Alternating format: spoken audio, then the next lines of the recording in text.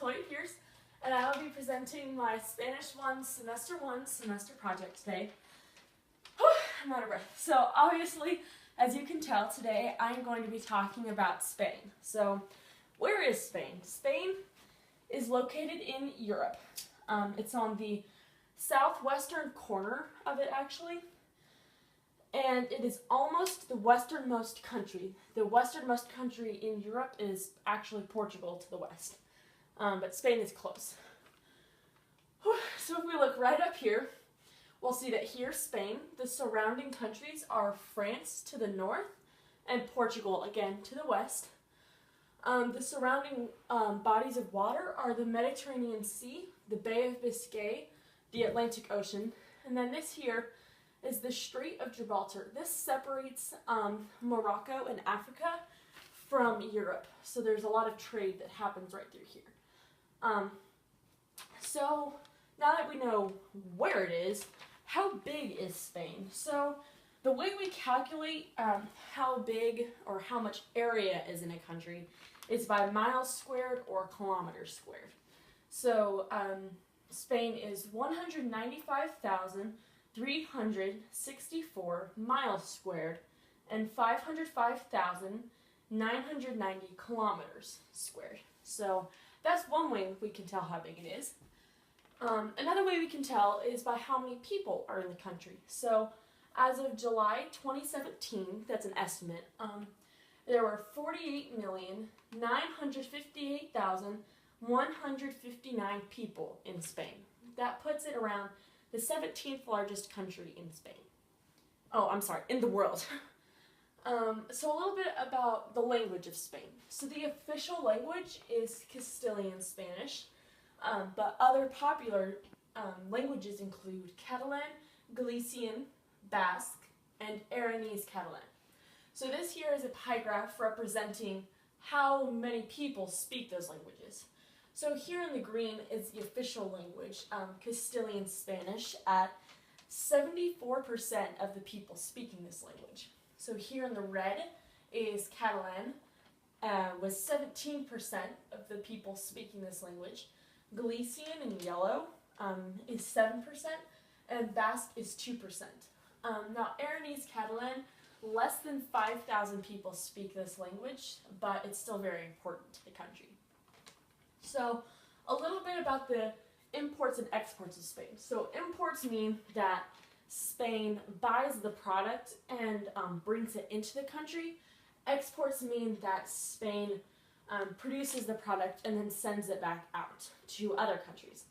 So some main imports into Spain are machinery and equipment, fuels, chemicals, measuring instruments and medical control instruments, and semi-finished goods. And then some exports, meaning what Spain produces and sends out, are machinery, motor vehicles, foodstuffs, pharmaceuticals, and medicines. So there's a little bit about what Spain produces and whatnot.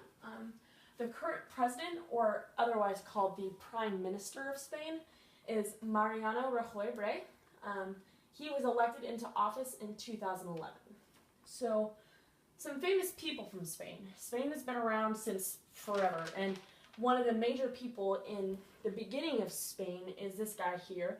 His name is Hernán Cortés, and he was a Spanish conquistador, and he defeated the Aztec Empire in the beginnings of America. So that's his big claim to fame.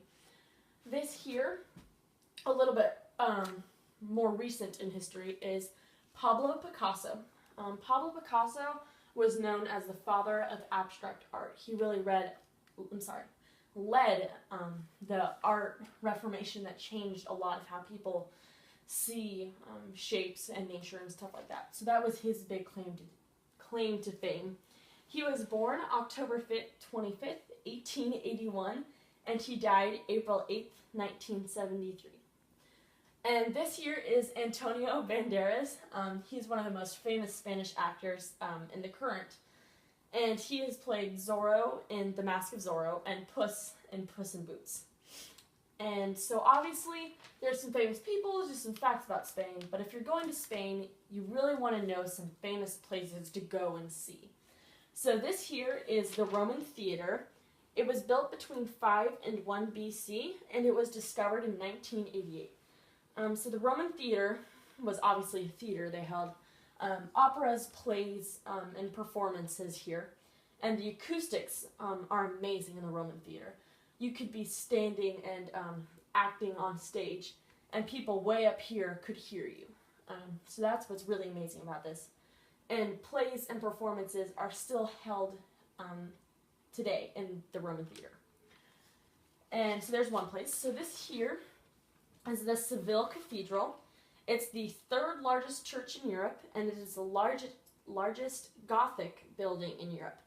And it boasts the largest altarpiece in the world, which is pretty incredible. And as you can tell from the name, it is in Sevilla, Spain. And if you're seeing all these amazing places, you're going to need a place to stay. So this here is the Cotton House Hotel. It is in Barcelona, Spain. It's actually a little bit outside of Barcelona, but there are plenty of stops near the hotel that will take you right into the heart of the city. And the biggest thing about this hotel is that it's a great balance between the old traditional Spain and the new Spain that's rising in this generation. It's a really great balance between the two. So if you're looking for a classic place to stay in Barcelona, this would be the place. And this is Hotel Tamayo. It is in Costa Brava, Spain. It's family run and a very homey place to stay. But the biggest draw for this hotel is that it's yards from the beach. So if you're looking out to catch some rays in Spain, this would definitely be the place for you to stay. So that's all I have for you today, and I hope you learned a little bit about Spain.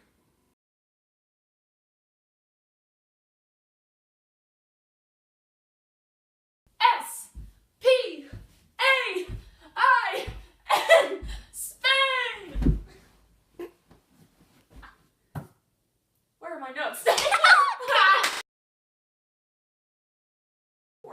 be great. So, remember, just stay on Spain. Mm-hmm.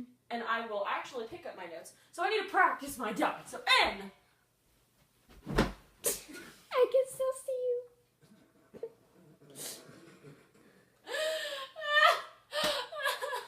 Okay, let's just do it. Let's just roll with it. No matter how long it takes me to stand up, just